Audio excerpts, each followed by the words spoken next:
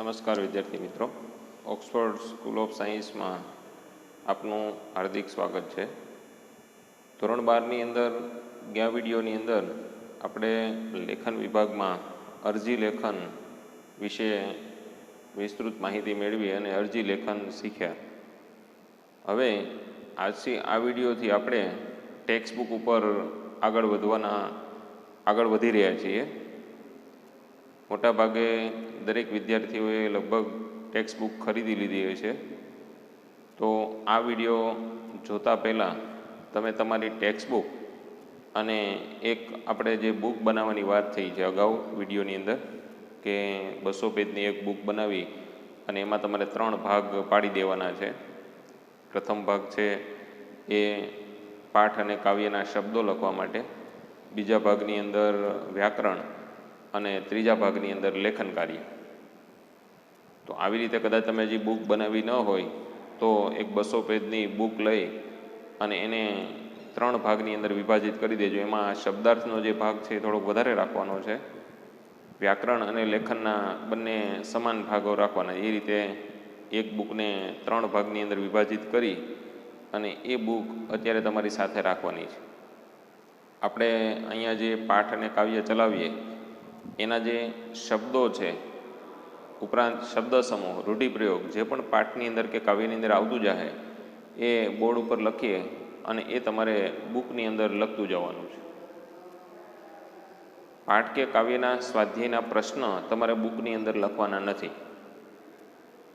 કેટલાક વિદ્યાર્થીઓ એવું કહેતા હોય કે ભાઈ દરેક પાઠ અને કાવ્ય પૂરો થાય તો પછી નીચે શબ્દાર્થ તો આપેલા છે, તો ફરીવાર શા માટે લખવા? પણ એની અંદર જે શબ્દો આપ્યા છે અમુક લિમિટેડ શબ્દો હોય છે, પછી એની અંદર શબ્દ સમૂહ, રૂઢિપ્રયોગ એવું અલગ પાડેલું નહીં હોય. આપણે જ્યારે અહીંયા લખાવતા હોય ત્યારે તમને કહેવામાં આવશે કે ભાઈ આ શબ્દ સમૂહ છે, આ રૂઢિપ્રયોગ છે અને આ ખાલી સામાન્ય શબ્દ છે ને એના એકાદ બે સમાનાર્થી જે બીજા વધારાના આવતા હોય છે એ પણ આપણે એની અંદર લખતા જઈશું. એટલે દરેકે એક બુકની અંદર શબ્દાર્થ લખવાની ફરજિયાત શરૂઆત કરી દેવાની છે. આજે હવે આપણે વ્યાકરણ અને લેખનના મુદ્દાઓ પૂરા કરી અને ટેક્સ્ટ બુકની અંદર આગળ વધવા જઈ રહ્યા છીએ. ટેક્સ્ટ બુકની અંદર માત્ર આપણે કાવ્ય જે છે એમના જ વિડીયો તમને બનાવી અને તમારી સામે રજૂ કરવામાં આવશે. પાઠને જો શક્ય હશે તો આપણે વિડીયો દ્વારા એની માહિતી કે સમજૂતી આપીશું, નહીંતર પછી તમે જ્યારે ક્લાસરૂમની અંદર આવો ત્યારથી આપણે પાઠની શરૂઆત કરીશું. પણ અત્યારે મોટે ભાગે બધા જે કાવ્યો છે એ કાવ્યો અત્યારે વિડીયો દ્વારા તમને વિસ્તૃત સમજૂતી આપવામાં આવશે. એટલે ખાસ એકવાર વિડીયો દ્વારા ન સમજાય તો બીજી વાર જોઈને પણ કાવ્ય સંપૂર્ણપણે સમજી લેવાનું રહેશે. કારણ કે ભવિષ્યની અંદર કદાચ આપણી પાસે સમય ઓછો હોય તો વિડીયો દ્વારા જે પણ કાવ્યની સમજૂતી આપી છે એ ફરીવાર ખાલી થોડીક વાર રિપીટ કરી અને પછી આગળ આપણે વધવાનું રહેશે. વિસ્તૃત એની અંદર સમજૂતી આપવામાં પછી આવશે નહીં. તો આજે આપણે જે કાવ્યની શરૂઆત કરવા જઈ રહ્યા છીએ, આપણા બુકની અંદર પ્રથમ કાવ્ય જે છે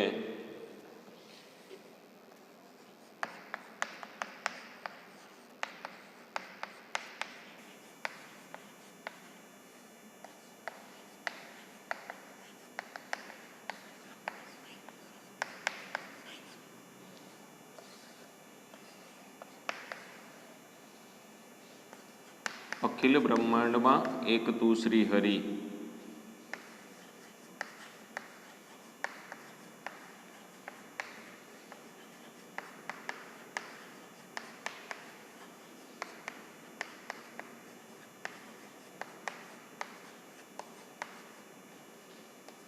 પદ છે જેના કવિ નરસિંહ મહેતા છે.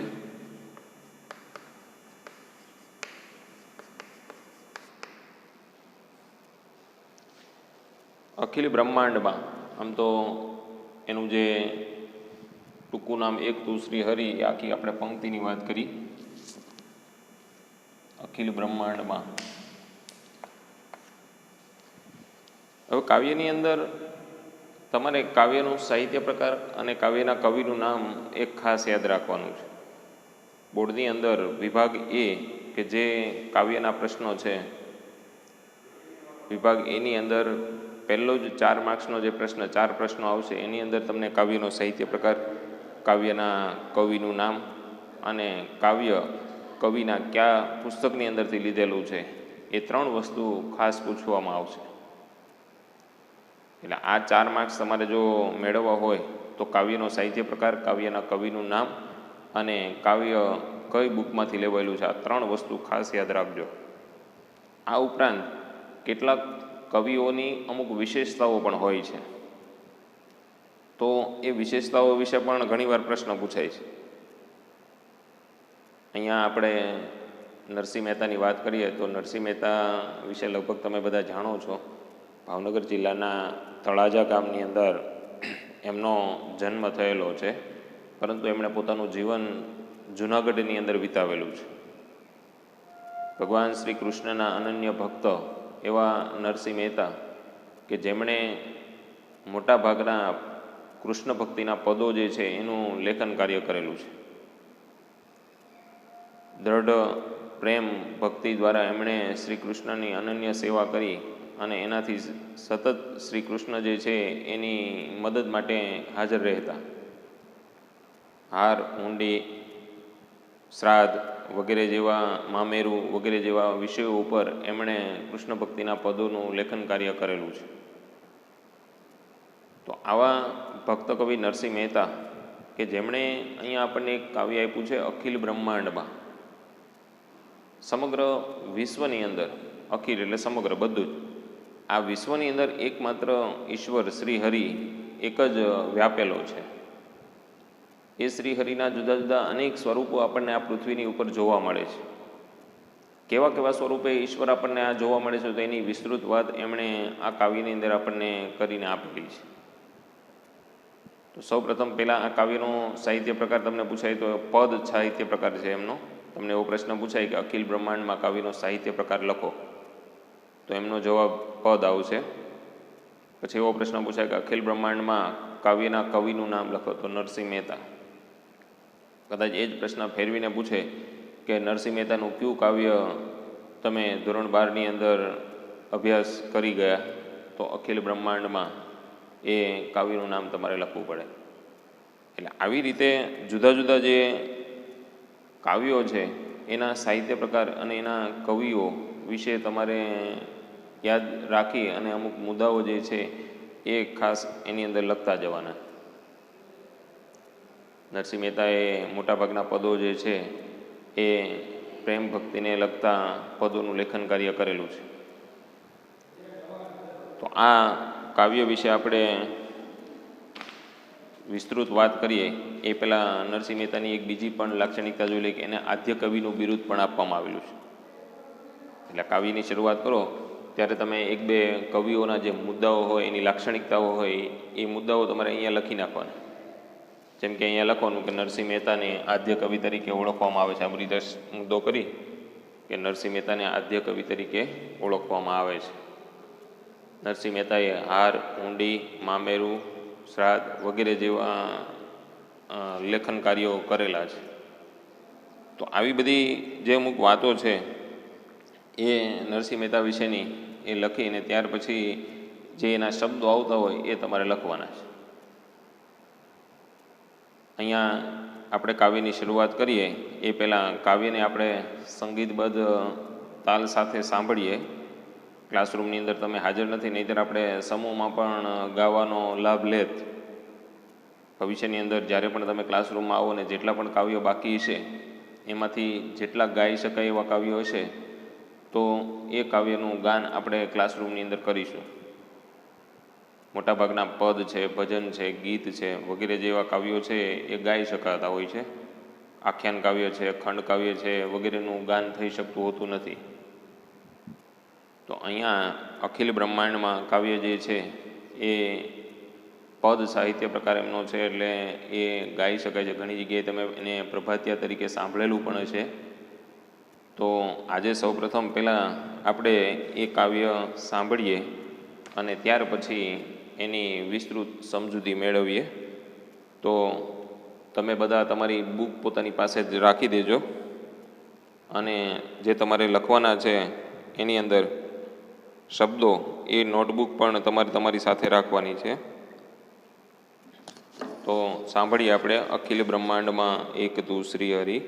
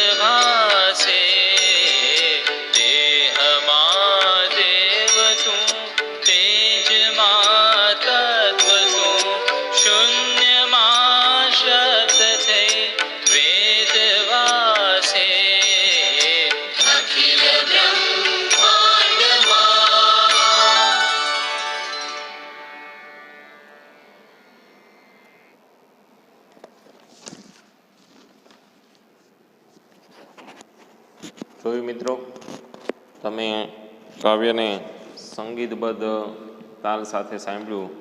ઘણી જગ્યાએ પ્રભાતિયા તરીકે પણ આ પદ જે છે એ આપણને સાંભળવા મળતું હોય છે. તો ભક્ત કવિ નરસિંહ મહેતા કે જેમણે શ્રી કૃષ્ણને સંબોધી અને એમના પદોનું સર્જન કરેલું છે, એમના મોટાભાગના પદો છે એ ઝૂલણા છંદની અંદર લખાયેલા છે. એ પણ એક વસ્તુ યાદ રાખજો. તમને એવો પ્રશ્ન પૂછાય કે કવિ નરસિંહ મહેતાના પદો મોટે ભાગે કયા છંદની અંદર લખાયેલા છે, તો ઝૂલણા છંદની અંદર. આદ્ય કવિનું પણ એમને બિરુદ આપવામાં આવેલું છે. હાર, હુંડી, મામેરું, શ્રાદ્ધ વગેરે જેવા કૃષ્ણ ભક્તિના અન્ય પ્રસંગો વિશે એમણે લેખન કાર્ય કરેલું છે. તો આવા જે ભક્ત કવિ નરસિંહ મહેતા છે કે જેમણે અહીંયા આપણને એક ખૂબ સરસ પ્રકૃતિ અને ઈશ્વરનો સમન્વય દર્શાવતું કાવ્ય જે છે, અખિલ બ્રહ્માંડમાં એક તું શ્રી હરિ, જે અહીંયા આપેલું છે. જોઈએ આપણે કાવ્ય પહેલું, અખિલ બ્રહ્માંડમાં, કવિ નરસિંહ મહેતા. અખિલ બ્રહ્માંડમાં એક તું શ્રી હરિ, જુજવે રૂપે અનંત ભાસે, દેહમાં દેવ તું, તત્વમાં તેજ તું, શૂન્યમાં શબ્દ થઈ વેદવાસે. અખિલ એક શબ્દ લખજો.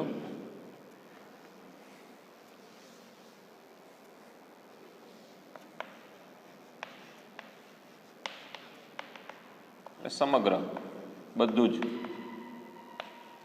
અખિલ બ્રહ્માંડમાં એક તું શ્રી હરિ. આ સમગ્ર બ્રહ્માંડની અંદર, આ સમગ્ર પૃથ્વીની અંદર એકમાત્ર શ્રી હરિ એટલે કે ઈશ્વર જે છે એ રહેલો છે. જુજવે રૂપે અનંત ભાસે. જુજવે એક શબ્દ લખજો, એટલે જુદા જુદા. જુજવે રૂપે અનંત ભાસે. અનંત શબ્દ સમૂહ માટે એક શબ્દ છે, જેનો કોઈ અંત નથી તેવું. અને ભાસે એ તળપદો શબ્દ છે. ભાસે એટલે દેખાય.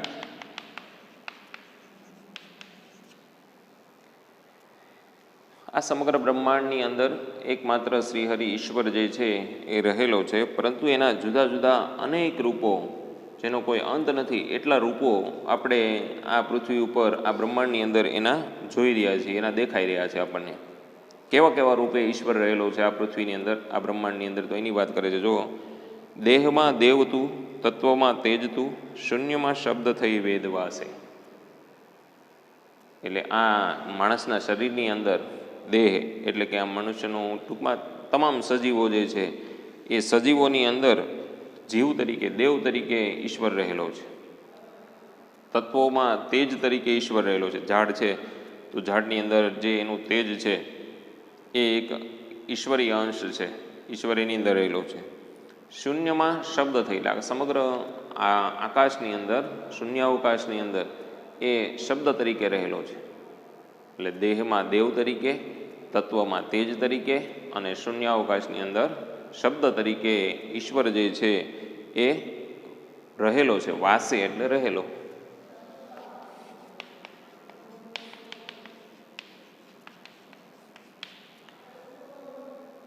એટલે તમને પ્રશ્ન પૂછાય કે આ બ્રહ્માંડની અંદર ઈશ્વર કેવા કેવા રૂપોમાં રહેલું છે. જો તમને અહીંયા પ્રશ્ન સ્વાધ્યાયની અંદર પાછળ આપેલો છે. બીજાનો પહેલો પ્રશ્ન, પરમાત્મા પૃથ્વી ઉપર કયા કયા સ્વરૂપે રહેલો છે? તો પરમાત્મા આ પૃથ્વી ઉપર દેહમાં દેવ તરીકે, તત્વમાં તેજ તરીકે અને શૂન્યમાં શબ્દ તરીકે ઈશ્વર એટલે કે પરમાત્મા છે એ આ પૃથ્વી ઉપર રહેલો છે, એવો જવાબ થશે એનો. પછી આગળ વાત કરે છે. જો, પવન તું, પાણી તું, ભૂમિ તું, ભૂધરા, વૃક્ષ થઈ ફૂલી રહ્યો આકાશે. પવન જે છે એ પણ એક ઈશ્વરનો જ અંશ છે. જમીનની અંદર પેટાળમાંથી પાણી નીકળે તો એ પણ એક ઈશ્વરની જ દેન છે. ભૂમિ એટલે કે આ જમીન જે છે એ પણ ઈશ્વરી વરદાન છે, ઈશ્વરના જ અંશો એની અંદર રહેલા છે. ભૂધરા ઈશ્વર માટે વાપરેલો શબ્દ છે. શબ્દ સમૂહ માટે એક શબ્દ.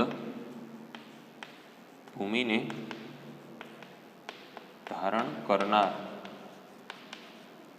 આ પૃથ્વીને ધારણ કરનાર એવો ઈશ્વર છે, ભગવાન છે, એટલે એને ભૂધરા તરીકે જે નામ છે એ કવિએ આપેલું છે.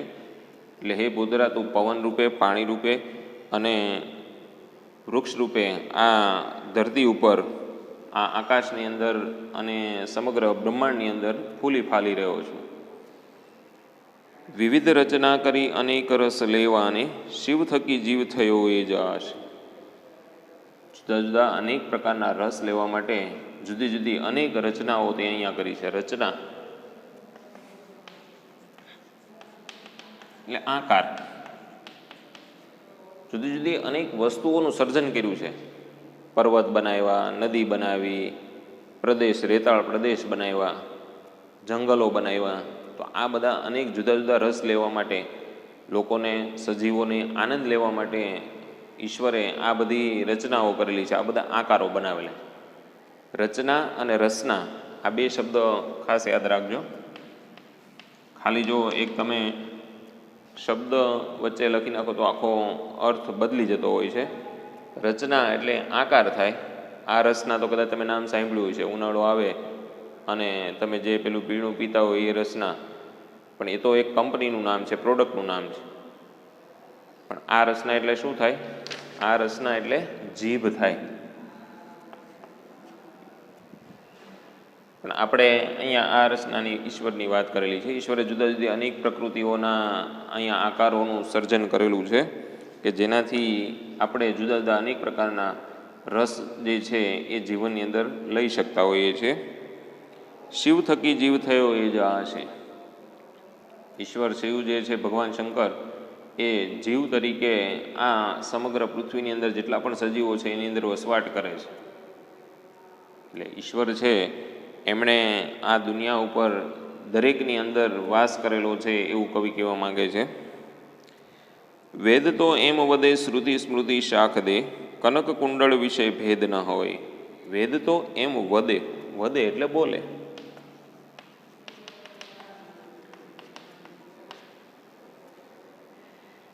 આપણા જે વેદો છે, પુરાણો છે, એ એવું કહી રહ્યા છે કે કનક અને કુંડળ વિશે ભેદ ન હોય. કનક એટલે સોનું,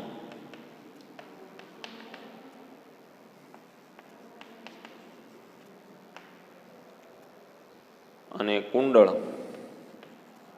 એ શબ્દ તમે સાંભળ્યો હોય છે. શબ્દ સમૂહ માટે એક શબ્દ, કાનમાં પહેરવાનું આભૂષણ.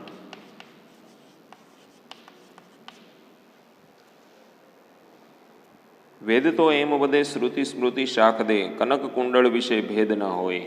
શ્રુતિ એટલે સાંભળેલું એવા અર્થમાં છે. સ્મૃતિ એટલે યાદ. વેદો એવું કહી રહ્યા છે કે સોનું જે છે એ સોનું અને કુંડળ એ બંનેની અંદર કોઈ ભેદ નથી, કારણ કે અંતે તો એ સોનું જ છે. સોનાની અંદરથી જુદા જુદા ઘાટ બનાવી દે એટલે એના જુદા જુદા આભૂષણોના નામ બનાવવામાં આવે છે. એટલે જો એની જ વાત કરીએ આગળ.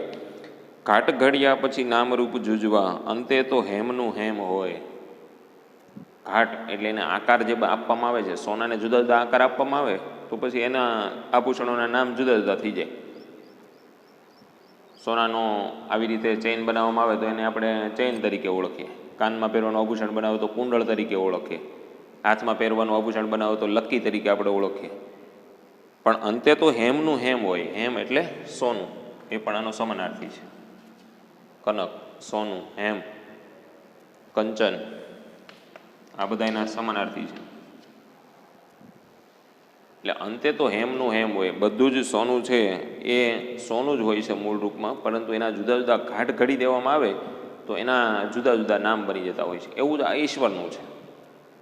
ઈશ્વર તો અંતે એક જ છે, પરંતુ એના જુદા જુદા અનેક નામો આપણે એને નામોથી બોલાવતા હોઈએ. જે સંપ્રદાય હોય એ સંપ્રદાય પ્રમાણે એ ઈશ્વરનું નામ પાડેલું. માતાજી તરીકે છે, કૃષ્ણ ભગવાનના અલગ અલગ સ્વરૂપો હોય. બાળકૃષ્ણ હોય તો આપણે એને કનૈયા તરીકે ઓળખીએ, યુવાન હોય તો યોગેશ્વર ભગવાન તરીકે ઓળખીએ. એવી રીતે અનેક પ્રકારના એના નામો હોય છે. એટલે એની જ વાત આગળ કરી. જો ગ્રંથે ગરબડ કરી વાત નવ કરી ખરી, જેહને જે ગમે તેને પૂજે. આપણા ગ્રંથોએ એવી ગરબડ કરી નાખી છે કે લોકોને કોઈ સાચો માર્ગ જે છે એ બતાવ્યો નથી. જેને જે ગમે એની એ પૂજા કરવા લાગી જાય અને એ સંપ્રદાયની અંદર જોડાઈ જતા હોય છે. જેને જે ગમે તેને પૂજે, જે ભગવાનમાં આસ્થા ધારણ કરી દે એ જ ઈશ્વરનું એ સતત રટણ કરતો હોય છે. એટલે જ આપણે હિન્દુ ધર્મની અંદર તમે જુઓ તો અનેક પ્રકારના ફાટાઓ છે. સ્વામિનારાયણ સંપ્રદાય છે, યોગેશ્વર સંપ્રદાય છે, વૈષ્ણવ સંપ્રદાય છે, પછી કેટલાય અલગ અલગ માતાજીઓ છે, કેટલાય અનેક પ્રકારના દેવો છે. કેટલાક હનુમાનજીને માનતા હોય, કેટલાક શૈવ ધર્મી હોય તો શંકર ભગવાનને માનતા હોય, કેટલાક વિષ્ણુ ભગવાનની પૂજા કરતા હોય, કેટલાક બ્રહ્માજીની પૂજા કરતા હોય, કેટલાક કૃષ્ણ ભગવાનની પૂજા કરતા હોય, કેટલાક સ્વામિનારાયણ ભગવાનની પૂજા કરતા હોય. એટલે જેને જે ગમે એની એ પૂજા કરવા લાગી જતા હોય છે. એટલે ગ્રંથોએ લોકોને ક્યાંય પણ સાચો માર્ગ બતાવ્યો નથી. એટલે કવિ અહીંયા કહે છે, ગ્રંથે ગરબડ કરી વાત નવ કરી ખરી. કોઈને સાચો માર્ગ બતાવ્યો નહીં, જેને જે ગમે એની પૂજા કરવા બધા લાગી ગયા. મન વચન કર્મથી આપ માની લહે, સત્ય છે એ જ મન એમ સૂજે. આપણે આપણા મન વચન કર્મથી જે ઈશ્વરની અંદર આસ્થા રાખીએ એ ઈશ્વરને આપણે સતત પછી ભજ્યા કરતા હોઈએ છીએ. મોટાભાગે આપણે તમે જુઓ કે દરેક જે ધર્મ, જે સંપ્રદાયનું અનુકરણ કરતા હોય કેવી રીતે કરતા હોય કે એ ધર્મ સારો છે કે એના અંદરના મૂળ તત્વો બધા સમજી લીધા છે એટલે કરતા હોય એવું નથી. પણ આપણા વડીલો પરંપરાગત જે ધર્મ, જે સંપ્રદાયનું અનુકરણ કરતા હોય એ જ આપણે કરવા લાગી જતા હોઈએ. આપણા વડીલો વૈષ્ણવ સંપ્રદાયમાં માનતા હોય તો આપણે પણ એમાં જોડાઈ જઈએ. આપણા વડીલો સ્વામિનારાયણ સંપ્રદાયમાં માનતા હોય તો આપણે પણ એ સ્વામિનારાયણ સંપ્રદાયની અંદર જોડાઈ જતા હોઈએ. એટલે કયો સંપ્રદાય, કેવા એના નીતિ નિયમો છે એ સમજ્યા વગર આપણે એ દરેક સંપ્રદાયની અંદર એનું અનુકરણ કરવા લાગી જતા હોઈએ છીએ. એટલે મન વચન કર્મથી આપણે જેની અંદર આસ્થાનું આરોપણ કરીએ, શ્રદ્ધા આરોપીએ, એ જ આપણે ધર્મ, એ જ સંપ્રદાય છે એનું અનુકરણ કરીએ છીએ, એવું કવિ કહે છે અહીંયા. વૃક્ષમાં બીજ તું, બીજમાં વૃક્ષ તું, જોઉં પટંતરો એ જ પાસે.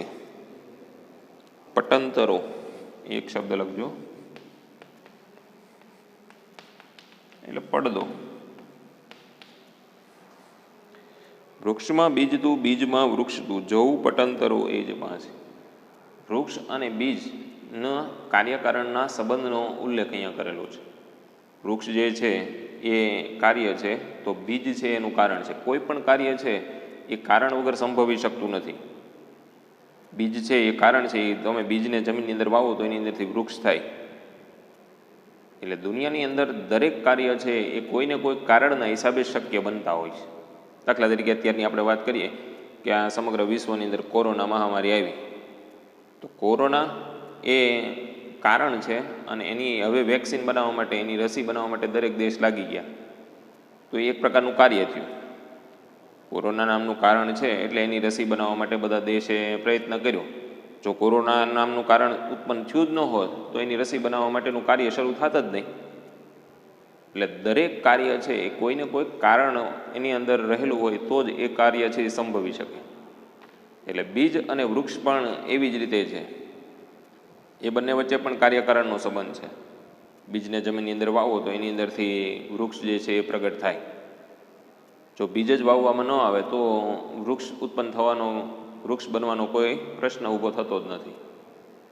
એટલે અહીંયા ઈશ્વરના અનુસંધાને એ વાતનો ઉલ્લેખ કર્યો. ભણે નરસયો એ મનતણી શોધના, પ્રીત કરું પ્રેમથી પ્રગટ થશે. ભણે એક છેલ્લો શબ્દ લખી નાખજો. ભણે એટલે બોલે, કહે. છેલ્લે નરસિંહ મહેતાએ એવું કીધું કે આપણે જો સાચા પ્રેમથી ઈશ્વરની ભક્તિ કરીએ તો ચોક્કસ ઈશ્વર આપણને પ્રાપ્ત થતો હોય છે. પ્રીત કરું પ્રેમથી પ્રગટ થશે. પ્રેમથી કોઈ પણ પ્રકારનું કરેલું કાર્ય જે છે એ હંમેશા સફળ થતું હોય છે. એટલે સાચા પ્રેમથી, સાચી ભક્તિથી તમે ઈશ્વરને ભજો તો ચોક્કસ ઈશ્વર તમારી પાસે આવે છે, એવું છેલ્લે નરસિંહ મહેતા કહી અને કાવ્ય પૂરું કરે છે. એટલે આ રીતે કવિ નરસિંહ મહેતાએ અખિલ બ્રહ્માંડમાં એક તું શ્રી હરિ એ રીતની વાત કરીને સમગ્ર બ્રહ્માંડની અંદર, સમગ્ર વિશ્વની અંદર એકમાત્ર ઈશ્વર જે છે એ વ્યાપેલો છે, રહેલો છે, એ વાત અહીંયા આપણને કાવ્ય દ્વારા સમજાવેલી છે. લગભગ દરેક પંક્તિઓ તમને સમજાઈ ગઈ છે. કાવ્યની અંદરથી મુદ્દાસર એવો પ્રશ્ન પૂછાય કે આ કાવ્યની અંદર નરસિંહ મહેતા પરમ તત્વને પામવાની વાત કેવી રીતે સમજાવે છે, મુદ્દાસર પ્રશ્ન છે જ પાછળ. તો આખા કાવ્યની વાત, આખા કાવ્યની સમજૂતી તમારે એની અંદર લખવાની થાય, પહેલેથી છેલ્લે સુધીની. અત્યારે જે આપણે આખું સમજાવ્યું કાવ્ય એ રીતે. બાકી ટૂંકા પ્રશ્નો છે, તમે જુઓ કે સમગ્ર બ્રહ્માંડમાં કોણ વ્યાપેલું છે, સ્વાધ્યાયની અંદર પહેલો પ્રશ્ન છે, તો તમને ખ્યાલ આવી જાય કોણ વ્યાપેલું છે. શ્રીહરિ, ઈશ્વર. સમગ્ર બ્રહ્માંડની અંદર શ્રીહરિ અથવા ઈશ્વર વ્યાપેલો છે. પરમાત્માએ વૈવિધ્યપૂર્ણ સૃષ્ટિનું સર્જન શા માટે કર્યું? આપણે આગળ ઓલી પંક્તિ જોઈએ, અનેક રસ લેવાને, વિવિધ રચના કરી. તો આ વૈવિધ્યપૂર્ણ સૃષ્ટિ શા માટે કરી? જુદા જુદા રસને ગ્રહણ કરવા માટે. તો એનો જવાબ થશે કે પરમાત્માએ જુદા જુદા રસ ગ્રહણ કરવા માટે આ જુદી જુદી સૃષ્ટિનું સર્જન કરેલું છે, વૈવિધ્યપૂર્ણ સૃષ્ટિનું સર્જન કરેલું છે. પછી અખિલ બ્રહ્માંડ કાવ્યમાં વેદ અને સ્મૃતિશાસ્ત્રો શું કહે છે? તો વેદ અને સ્મૃતિશાસ્ત્રો કહે છે કે કનક અને કુંડળની અંદર ભેદ નથી. એટલે કે સોનાના જુદા જુદા આભૂષણો બનાવો તો એના નામ જ ખાલી જુદા છે, પરંતુ અંતે તો એની અંદર સોનું જ રહેલું છે. એટલે બંને વચ્ચે ભેદ નથી, એવું આપણા વેદ અને સ્મૃતિશાસ્ત્રો કહે છે. પછી કવિના મતે ઈશ્વરને કઈ કઈ રીતે પામી શકાય? તો છેલ્લે જે નરસિંહ મહેતાએ વાત કરી કે સાચા હૃદયની પ્રેમપૂર્વકની ભક્તિ કરવાથી ઈશ્વરને જે છે પામી શકાય છે. જ્ઞાન ગ્રંથો થકી કઈ પરિસ્થિતિ સર્જાય છે? તો જ્ઞાન ગ્રંથો એટલે કે આપણા ગ્રંથોએ ગડબડ કરી છે, આપણને કોઈ સાચો રસ્તો બતાવ્યો નથી. જેને જે ગમે એની પૂજા કરવા લાગી ગયા છે બધા. તો જ્ઞાન ગ્રંથોએ આ ગડબડ કરી કે કોઈને સાચો માર્ગ બતાવ્યો નથી, જેને જે ગમે એની પૂજા કરવા લાગી જાય છે. પછી નીચેના પ્રશ્નોના 2-3 વાક્યમાં ઉત્તર લખો. પરમાત્મા પૃથ્વી ઉપર ક્યાં ક્યાં સ્વરૂપે રહેલો છે? તો હમણાં આગળ પણ આપણે કાવ્ય શરૂ કર્યું ત્યારે વાત કરી, પહેલી જ પંક્તિની અંદર આવ્યું, દેહમાં દેવ તરીકે, તત્વમાં તેજ તરીકે અને શૂન્યમાં શબ્દ તરીકે પરમાત્મા જે છે એ રહેલો છે. સોનું તો આખરે સોનું જ છે એવું શાથી કહી શકાય? તો અંતે તો હેમનું હેમ હોય, જે પંક્તિ આપણે સમજાવી કે સોનાની અંદરથી જુદા જુદા આભૂષણો બનાવવામાં આવે તો એના જુદા જુદા નામ હોય છે. કાનમાં પહેરવાનું આભૂષણ બને તો એને કુંડળ કહેવાય, હાથમાં પહેરવાનું આભૂષણ બને તો લક્કી કહેવાય, ગળામાં પહેરવાનું આભૂષણ બને તો એને હાર કે ચેઇન કહીએ આપણે. તો આવી રીતે બધા આભૂષણોના નામ જુદા છે, પરંતુ અંતે એની અંદર મૂળ તત્વ તો સોનું જ છે. એટલે અંતે સોનું તો સોનું જ છે એવું આપણે કહી શકીએ. પછી બીજ અને વૃક્ષનો કાર્યકારણ સંબંધ સ્પષ્ટ કરો. તો હમણાં જ આપણે છેલ્લે વાત કરી કે બીજ એ કારણ છે અને વૃક્ષ એ કાર્ય છે. કોઈ પણ કાર્ય છે એ કારણ વગર સંભવી શકે નહીં. બીજને જમીનની અંદર વાવવામાં આવે તો જ એની અંદરથી વૃક્ષ જે છે એ ઉત્પન્ન થાય. એટલે બીજ અને વૃક્ષ એ બંને વચ્ચે કાર્યકારણનો સંબંધ છે. આ રીતનો જવાબ એનો થશે. પછી મુદ્દાસર જવાબ આપો. આ પદમાં નરસિંહ મહેતા પરમતત્વને સી રીતે સમજાવે છે? તો આપણે વાત કરી કે પહેલેથી છેલ્લે સુધીની પંક્તિ જે છે એ તમારી એની અંદર સમજાવવાની છે. પછી ત્રીજાનો બીજો પ્રશ્ન છે સમજાવો. પણ સમજાવો એ પંક્તિઓ સમજાવવાની વાત આપણે બોર્ડની અંદર પૂછાતી નથી. 1 માર્ક્સના પ્રશ્ન, 2 માર્ક્સના પ્રશ્ન અને 4 માર્ક્સના પ્રશ્ન, એ 3 પ્રકારના પ્રશ્નો જ આપણે પૂછાય. તો ખ્યાલ આવ્યો? દરેક વિદ્યાર્થીને જો આ કાવ્યની અંદર કોઈ પણ વસ્તુ સમજાણી ન હોય તો ફરી પાછા જ્યારે ભવિષ્યની અંદર આપણે મળીએ ત્યારે, અથવા ફોન દ્વારા પણ તમે એ કોઈ પણ એની અંદર મૂંઝવતા પ્રશ્નો હોય તો એનું નિરાકરણ લાવી શકશો. હું આશા રાખું છું કે દરેક વિદ્યાર્થીઓને આ કાવ્ય સમજાઈ ગયું હશે. આભાર.